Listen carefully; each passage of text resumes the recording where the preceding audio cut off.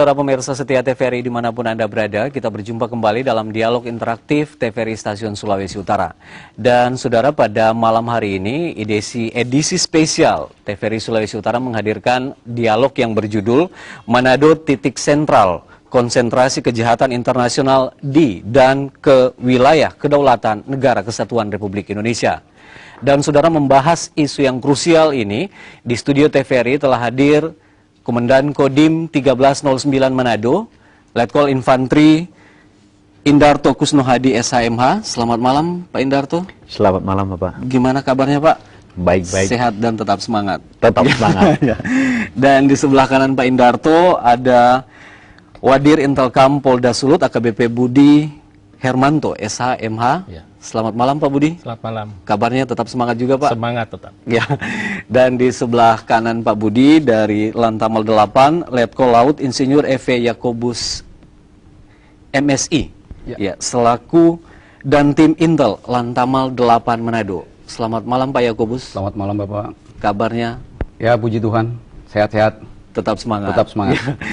Dan dari Lanut Sri Samratulangi Manado ada Mayor Perbekalan Bambang Haryadi SE selaku Kepala Dinas ya Pak ini? Kepala Dinas Logistik. Kepala Dinas Logistik Lanut Samratulangi Manado. Betul sekali. Selamat malam Pak Bambang. Selamat malam Pak Frans. Ya.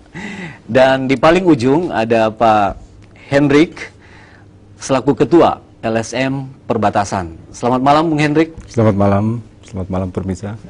Iya, baik. Sebelum kita berbincang tentang isu yang kita hadirkan pada malam hari ini, mungkin kita ikuti dulu tayangan satu ini.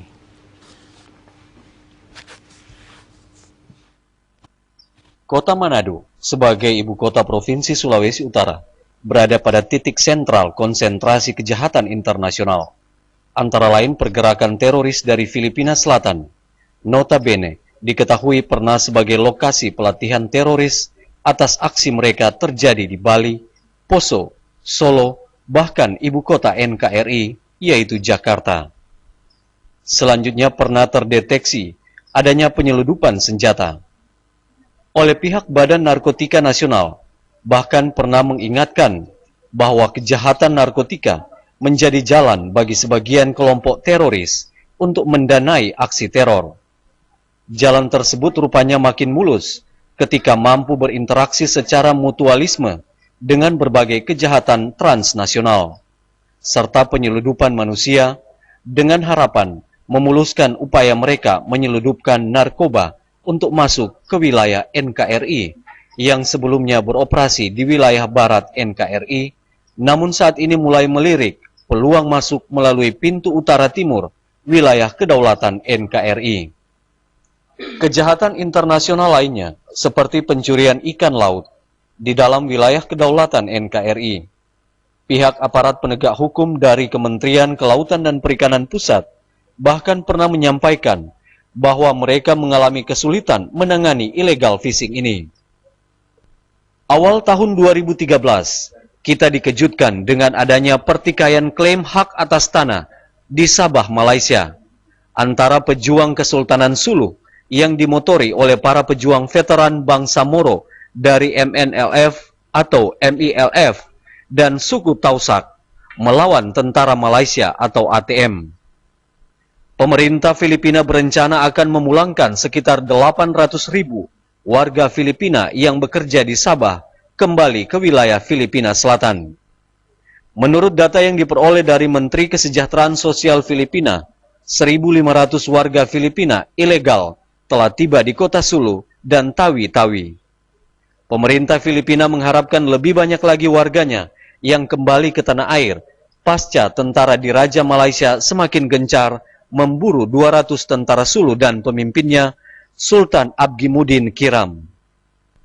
Mengingat persoalan yang terjadi di Provinsi Sulawesi Utara saat ini, sebagai salah satu beranda terdepan NKRI, secara kasat mata adalah hulu dari berbagai permasalahan kejahatan internasional di dan ke wilayah kedaulatan NKRI, menjadikannya persoalan hankam pada tingkat atau national security.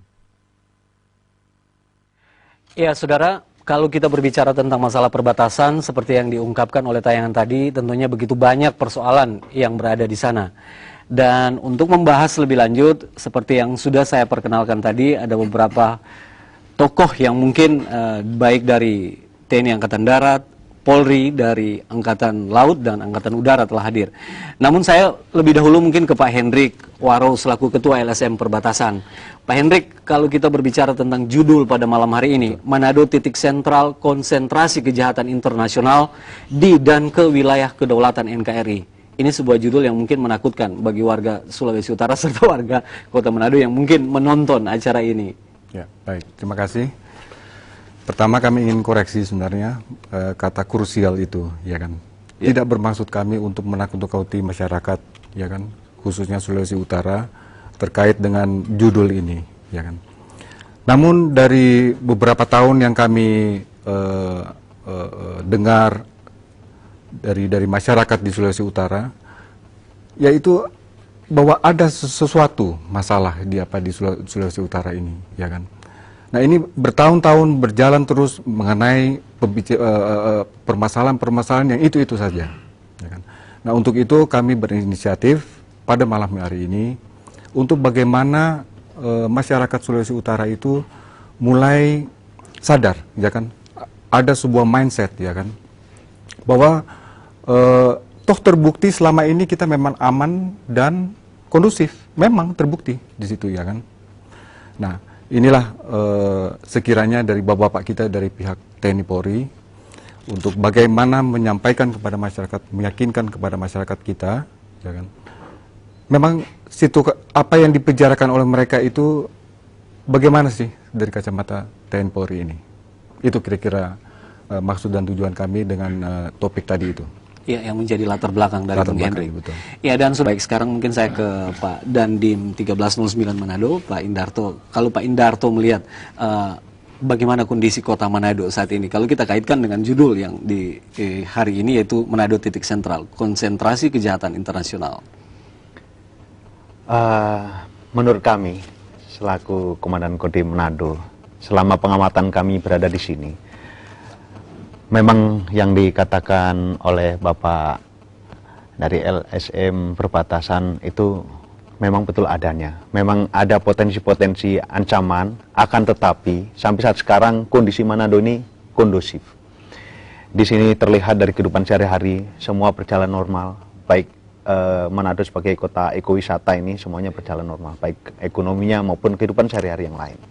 Sehingga saya yakin semuanya berjalan seperti biasanya, cukup kondusif, dan semua komponen bangsa, baik Pemda, kemudian Polri, maupun kami TNI, dan semua komponen bangsa lain, baik Ormas maupun LSM, ini semuanya ikut bertanggung jawab secara gradual untuk menjaga kondusivitas kota Manado ini.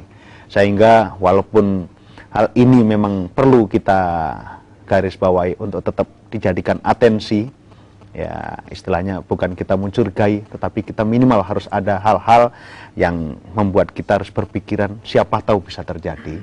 Tetapi yakini bahwa apabila semua komponen bangsa ini bekerja sama dengan baik, kondusivitas tersebut akan tetap bisa terjaga. Ya, Pak Budi, tetap harus waspada lah Pak Budi. Ya, dari Polri, khususnya Polda Sulut sendiri melihat. Ya, jadi dari Kepolisian Daerah Sulawesi Utara mungkin punya pandangan agak berbeda dari Pak Henry dari LSM, ya, bahwa Polri saat ini khususnya Polda Sulawesi Utara sedang melaksanakan 4 program, Pak. Pertama Berhenti Jobagate, kemudian Mapalus Kamtipmas, yang ketiga itu Patroli Rayon, dan yang keempat adalah Jalur Biru, Pak. Program ini yang memang sedang kita sosialisasikan kepada masyarakat Sulawesi Utara secara keseluruhan. Dari program-program ini apabila dilaksanakan secara optimal, itu akan baik, sangat baik buat masyarakat kita. Bicara keamanan, bahwa Sulawesi Utara ini merupakan julukan daerah yang paling aman di Indonesia. Orang di seluruh Indonesia tahu bahwa Sulawesi Utara ini termasuk aman. Terbukti dengan program-program konferensi internasional beberapa tahun ke belakang kemarin itu ya, kita tetap aman, tidak ada gangguan apapun. Itulah yang kita rasakan saat ini. Jadi bicara tentang perbatasan, memang persoalan-persoalan perbatasan memang tidak bisa diselesaikan begitu saja, karena ini menyangkut masalah hukum, Pak. Masalah hukum, perbatasan, pelintas batas, kemudian trafficking in person maupun juga illegal fishing, Pak ya. Itu tidak serta-merta langsung selesai begitu saja. Ini memang harus ada keterlibatan juga perhatian dari pemerintah pusat lah. Sebab kalau tanpa perhatian pemerintah pusat ya, dari sejak dulu ya pelintas batas ya tetap juga dia akan melakukan lintasan seperti itu. Apalagi sekarang ini cuaca dan sebagainya itu sangat menentukan. Ya. Kami juga dari kepolisian yang dikedepankan kalau untuk di laut ya pol air ya Pak ya. Kalau untuk menjangkau dengan laut yang seluas ini ya dengan sangat terbatas ya tidak mungkin juga bisa. Oleh sebab itulah TNI lah yang Angkatan Laut yang turut bersama-sama dengan Polri. Demikian. Iya Pak Bambang. Ke Pak Yakobus, mungkin Pak Yakobus seperti yang dikatakan Pak Budi tadi, ini peran dari Angkatan Laut ini mungkin yang agak lebih besar dibandingkan dengan yang lain sebab kita berbatasan laut ya Pak. Kalau dari Pak Yakobus melihat ini kasus-kasus yang terjadi khususnya di daerah perbatasan Sulawesi Utara. Ya, terima kasih Bung Pran. Jadi pertama saya menyampaikan permohonan maaf dari Danlantamal 8. Sebenarnya beliau sangat ingin hadir di acara yang sangat penting ini, tetapi karena ada kesibukan, beliau mewakilkan kepada saya. Kembali ke masalah pokok, masalah perbatasan. Memang betul, masalah perbatasan itu harus ditangani oleh banyak pihak. Kami sangat tertarik dengan pernyataan di awal tadi yang mengatakan bahwa kehadiran unsur kapal perikanan itu sangat sedikit, hanya sekitar 200 hari bisa berpatroli di wilayah laut.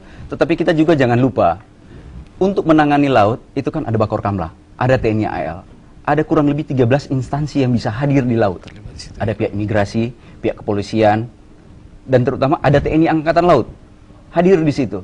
Mengenai perbatasan Indonesia dengan Filipina, ada beberapa gagasan dari Danlantamal 8 untuk kita lebih melibatkan masyarakat yang berada di pesisir. Jadi kita tidak hanya melakukan pendekatan dari segi keamanan.